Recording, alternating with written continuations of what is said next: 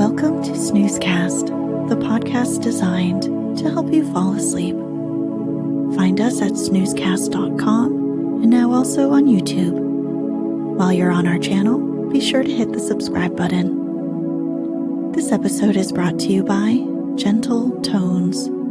Tonight, we'll read the final part to the Romanian fairy tale, The Fairy of the Dawn. The first part aired in the last episode. In the first part, we learn of a king who has 3 sons, Florea, Costan, and the youngest was Petru.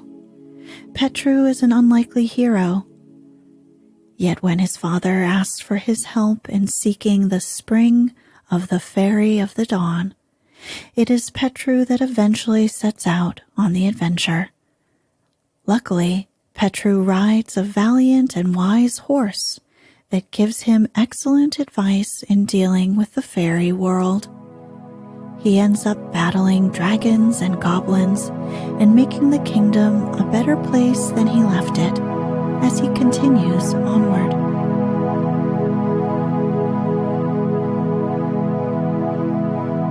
Let's get cozy. Close your eyes.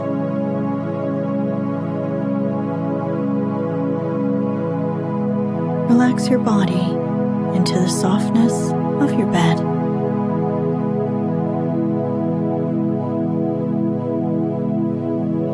Now, take a few deep breaths.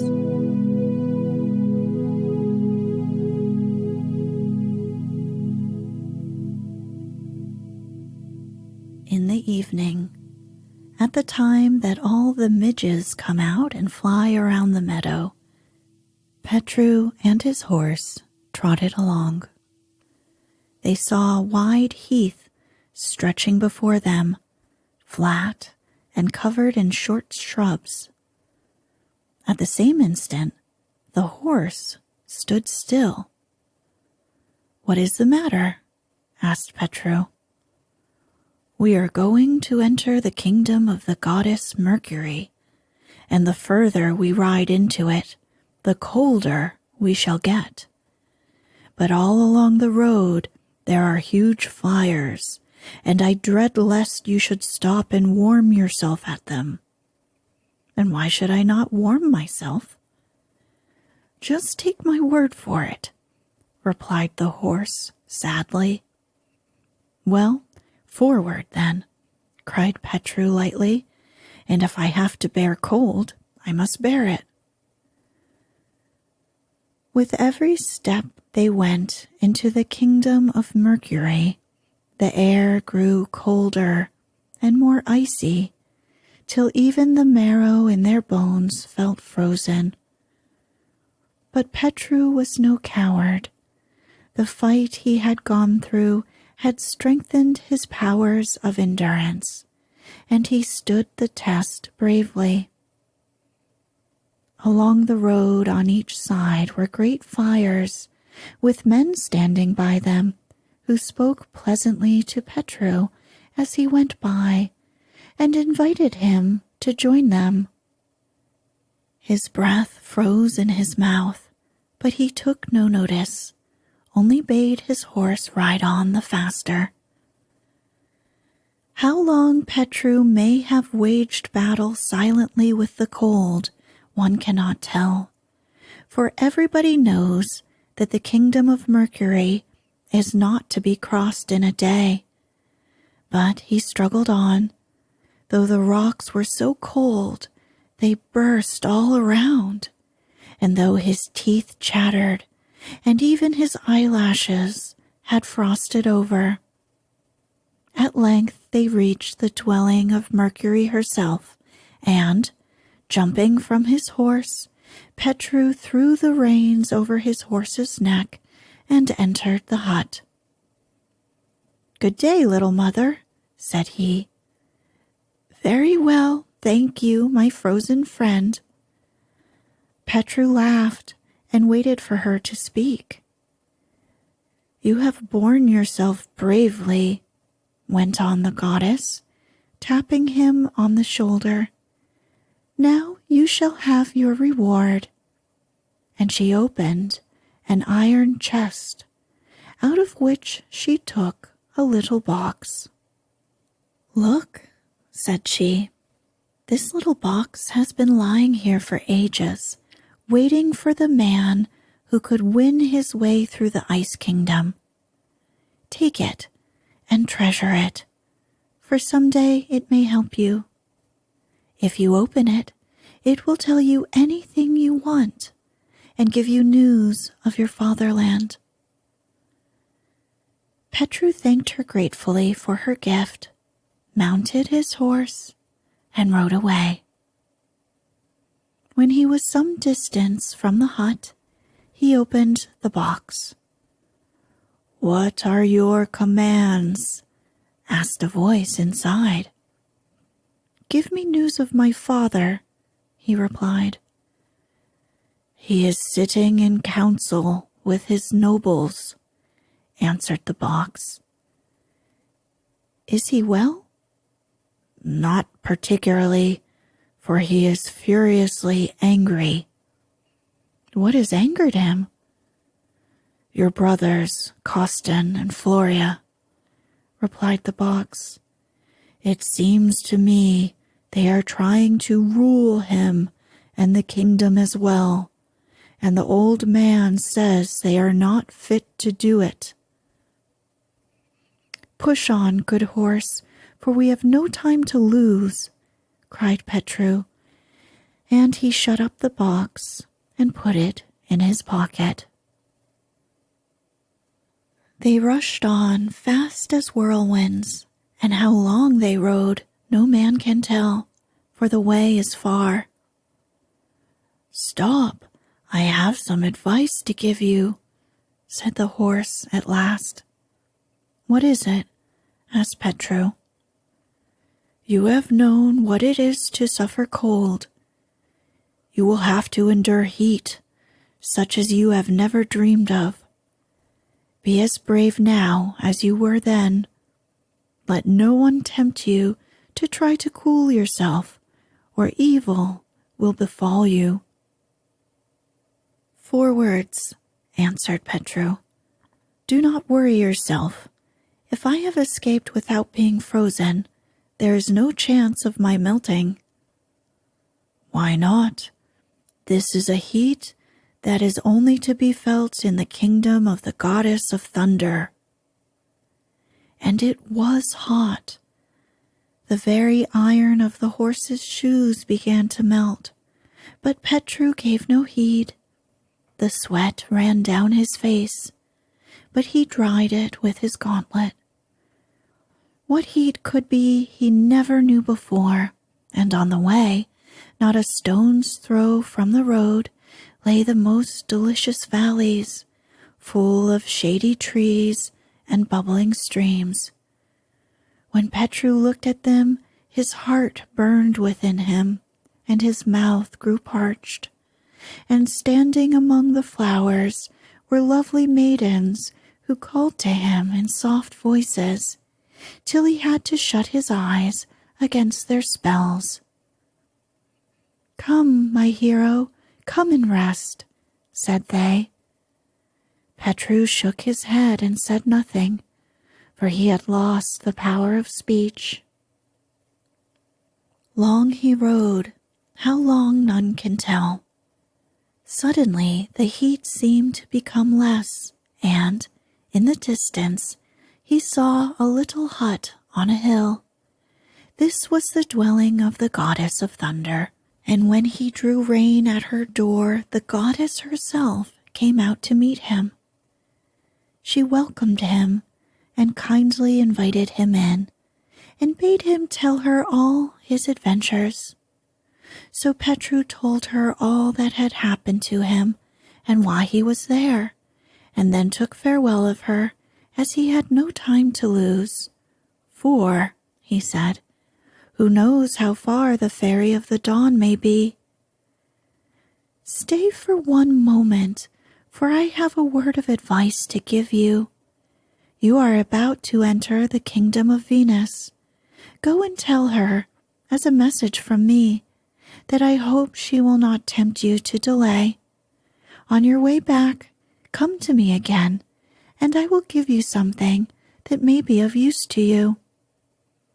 So Petru mounted his horse and had hardly ridden 3 steps when he found himself in a new country.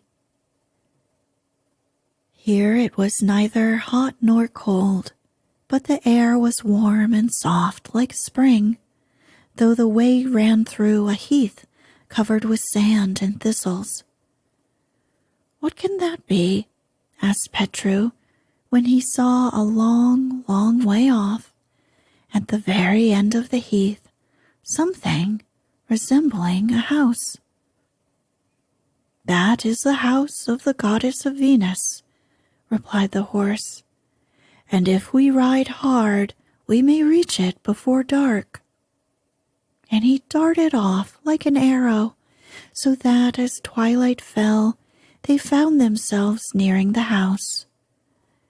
Petru's heart leaped at the sight, for all the way along he had been followed by a crowd of shadowy figures who danced about him from right to left and from back to front. "They won't hurt you," said the horse. "They are just the daughters of the whirlwind, amusing themselves while they are waiting for the ogre of the moon." Then he stopped in front of the house, and Petru jumped off and went to the door. "Do not be in such a hurry," cried the horse. "There are several things I must tell you first. You cannot enter the house of the goddess Venus like that. She is always watched and guarded by the whirlwind." "What am I to do then?" "Take the copper wreath and go with it to that little hill over there. When you reach it, say to yourself, 'Were there ever such lovely maidens, such angels, such fairy souls?' Then hold the wreath high in the air and cry, 'Oh, if I knew whether anyone would accept this wreath from me, if I knew, if I only knew,' and throw the wreath from you." "And why should I do all of this?" said Petru. "Ask no questions, but go and do it," replied the horse. And Petru did. Scarcely had he flung away the copper wreath than the whirlwind flung himself upon it and tore it in pieces. Then Petru turned once more to the horse. "Stop," cried the horse again. "I have other things to tell you. Take the silver wreath and knock at the windows of the goddess Venus. When she says, 'Who is there?' answer that you have come on foot and lost your way on the heath. She will then tell you to go your way back again, but take care not to stir from the spot. Instead, be sure you say to her, 'No, indeed I shall do nothing of the sort, as from my childhood I have heard stories of the beauty of the goddess Venus, and it was not for nothing that I had shoes made of leather with soles of steel, and have traveled for 9 years and 9 months, and have won in battle with silver wreath, which I hope you may allow me to give you, and have done and suffered everything to be where I am now. This is what you must say. What happens after is your affair." Petru asked no more, but went towards the house. By the time it was pitch dark, and there was only the ray of light that streamed through the windows to guide him, and at the sound of his footsteps, 2 dogs began to bark. "Who is making my dogs bark? Is he tired of life?" asked the goddess Venus. "It is I, O goddess," replied Petru, rather timidly. "I have lost my way on the heath, and do not know where I am to sleep this night." "Where did you leave your horse?" asked the goddess sharply. Petru did not answer. He was not sure if he was to lie or whether he had better tell the truth. "Go away, my son. There is no place for you here," replied she, drawing back from the window. Then Petru repeated hastily what the horse had told him to say, and no sooner had he done so than the goddess opened the window, and in gentle tones she asked him, "Let me see this wreath, my son." And Petru held it out to her. "Come into my house," went on the goddess. "My dogs are friendly, and they always know my will." And so they did, for as the young man passed, they wagged their tails to him. "Good evening," said Petru as he entered the house, and, seating himself near the fire, listened comfortably to whatever the goddess might choose to talk about, which was for the most part the wickedness of men, with whom she was evidently angry. But Petru agreed with her in everything, as he had been taught that was only polite. But was anybody ever so old as she? The goddess had so many wrinkles, you could never count them all. But Venus was joyful in her heart. "Nothing was that is, and the world was not a world when I was born," said she. "When I grew up and the world came into being, everyone thought I was the most beautiful girl that ever was seen, though many hated me for it. But every 100 years there came a wrinkle on my face, and now I am old." Then she went on to tell Petru that she was the daughter of an emperor, and their nearest neighbor was the fairy of the dawn, with whom she had had a quarrel. Petru did not know what to do.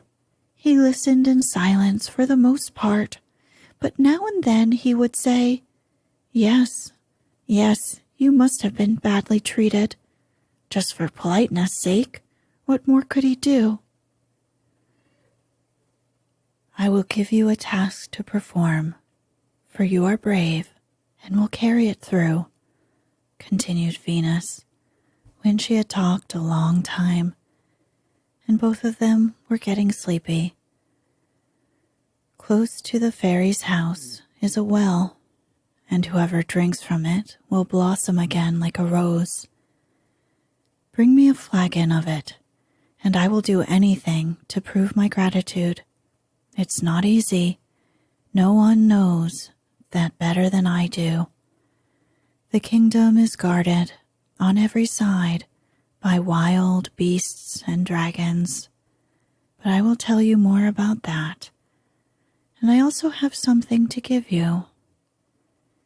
Then she rose and lifted the lid of an iron-bound chest and took out of it a very tiny flute. "Do you see this?" she asked. "An old man gave it to me when I was young. Whoever listens to this flute goes to sleep, and nothing can wake him. Take it and play on it as long as you remain in the kingdom of the Fairy of the Dawn, and you will be safe." At this, Petru told her that he had another task to fulfill at the well of the Fairy of the Dawn, and Venus was still better pleased when she heard this tale from him. So Petru bade her good night, put the flute in its case, and laid himself down in the lowest chamber to sleep. Before the dawn he was awake again, and his first care was to give to each of his horses as much corn as they could eat, and then to lead them to the well to water. Then he dressed himself and made ready to start. "Stop," cried Venus from her window. I have still a piece of advice to give you. Leave one of your horses here, and only take 3. Ride slowly till you get to the fairy's kingdom, then dismount and go on foot. When you return, see that all your 3 horses remain on the road while you walk. But above all, beware never to look the Fairy of the Dawn in the face, for she has eyes that will bewitch you and glances that will befool you. She is more bizarre than anything you can imagine, with owl's eyes, foxy face, and cat's claws. Do you hear? Be sure you never look at her." Petru thanked her and managed to get off at last. Far, far away, where the heavens touch the earth, where the stars kiss the flowers, a soft red light was seen, such as the sky sometimes has in spring, only lovelier, more wonderful. That light was behind the palace of the Fairy of the Dawn, and it took Petru 2 days and nights through flowery meadows to reach it. And besides, it was neither hot nor cold, bright nor dark, but something of them all, and Petru did not find the way a step too long. After some time, Petru saw something white rise up out of the red of the sky, and when he drew nearer, he saw it was a castle, and so splendid that his eyes were dazzled when they looked at it. He did not know there was such a beautiful castle in the world.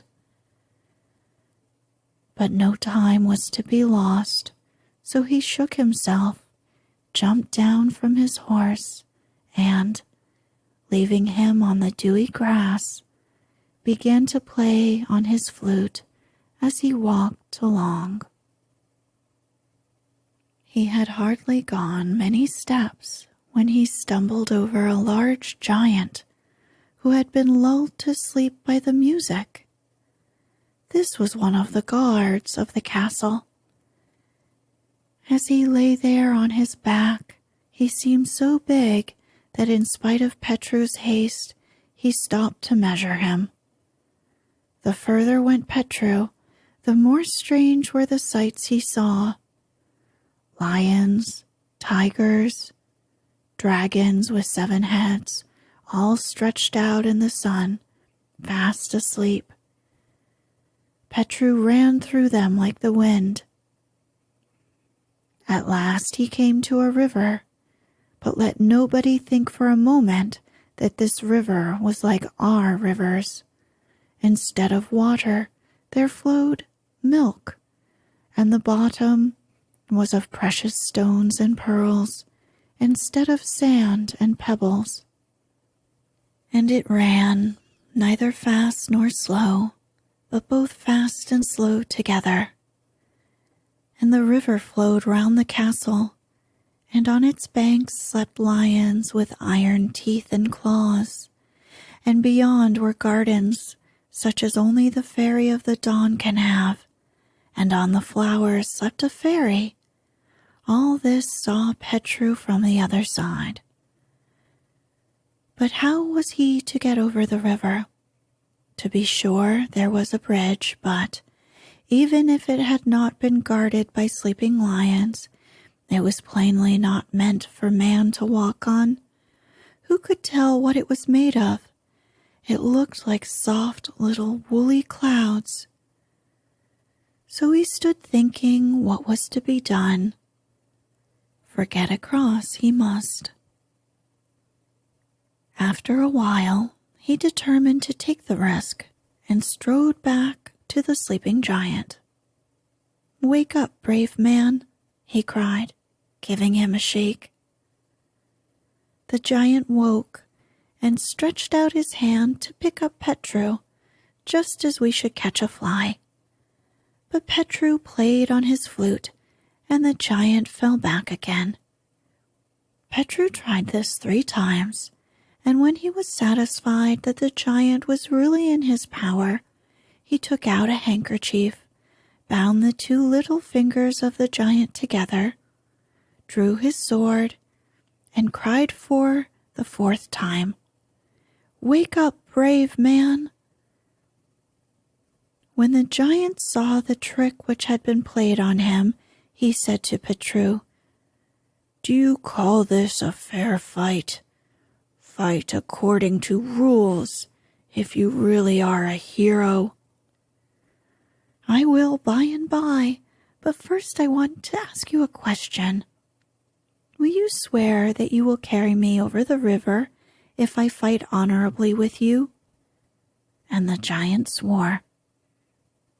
When his hands were freed, the giant flung himself upon Petru, hoping to crush him by his weight. But he had met his match. It was not yesterday, nor the day before, that Petru had fought his first battle, and he bore himself bravely. For 3 days and 3 nights the battle raged, but finally Petru had the upper hand. "Let me go! Let me go!" shrieked the giant. "I own that I am beaten." "Will you take me over the river?" asked Petru. "I will," gasped the giant. "Very well," said Petru, and he bound the giant's left hand to his right foot, tied 1 handkerchief round his mouth to prevent him crying out, and another round his eyes, and led him to the river. Once they had reached the bank, he stretched 1 leg over to the other side, and, catching up Petru in the palm of his hand, set him down on the further shore. "That is all right," said Petru. Then he played a few notes on his flute, and the giant went to sleep again. Even the fairies who had been bathing a little lower down heard the music and fell asleep among the flowers on the bank.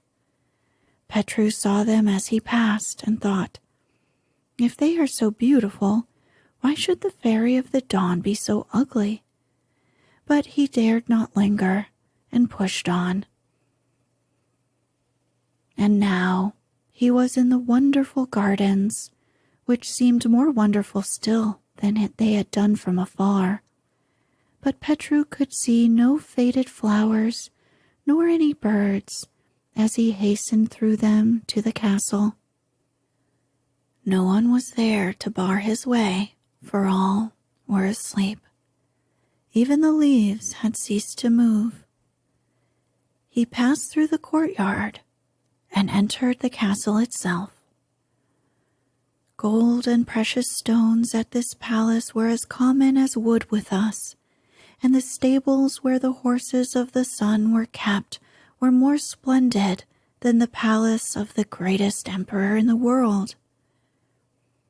Petru went up the stairs and walked quickly through 48 rooms, hung with silk and all empty.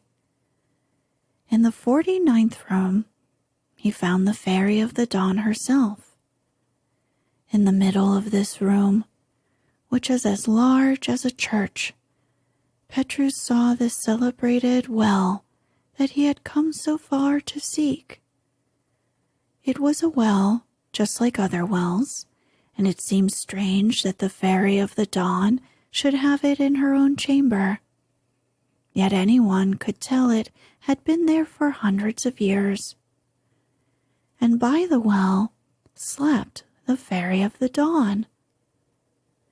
And as Petru looked at her, the magic flute dropped by his side, and he held his breath. Near the well was a table, on which stood bread made with doe's milk and a flagon of wine. It was the bread of strength and the wine of youth, and Petru longed for them. He looked once at the bread, and once at the wine, and then at the fairy of the dawn, still sleeping on her silken cushions. As he looked, a mist came over his senses. The fairy opened her eyes slowly and looked at Petru, who lost his head still further, but he just managed to remember his flute, and a few notes of it sent the fairy to sleep again, and he kissed her on the cheek 3 times. Then he stooped and laid his golden wreath upon her forehead, ate a piece of the bread, and drank a cupful of the wine of youth, and this he did 3 times over. Then he filled a flask with water from the well and vanished. He passed through the garden. It seemed quite different this time from what it was like before. The flowers were lovelier. The streams ran quicker. The sunbeams shone brighter, and the fairies seemed happier. And all this had been caused by the 3 kisses Petru had given the fairy of the dawn. He passed everything safely by and was soon seated in his saddle again. Faster than the wind, faster than thought, faster than longing, rode Petru. At length he dismounted, and, leaving his horse at the roadside, went on foot to the house of Venus. The goddess Venus knew that he was coming, and went to meet him, bearing with her white bread and red wine. "Welcome back, my prince," said she. "Good day, and many thanks," replied the young man, holding out the flask containing the magic water.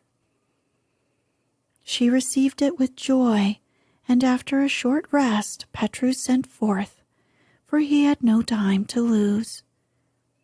He stopped a few minutes, as he had promised, with the goddess of thunder, and was taking a hasty farewell of her when she called him back. "Stay, I have a warning to give you," said she. "Beware of your life. Make friends with no man. Do not ride fast, or let the water go out of your hand. Believe no one, and flee flattering tongues. Go and take care, for the way is long, and you hold something very precious. I will give you this cloth to help you. It is not much to look at, but it is enchanted, and whoever carries it will never be struck by lightning, pierced by a lance, or smitten with a sword, and the arrows will glance off his body." Petru thanked her and rode off.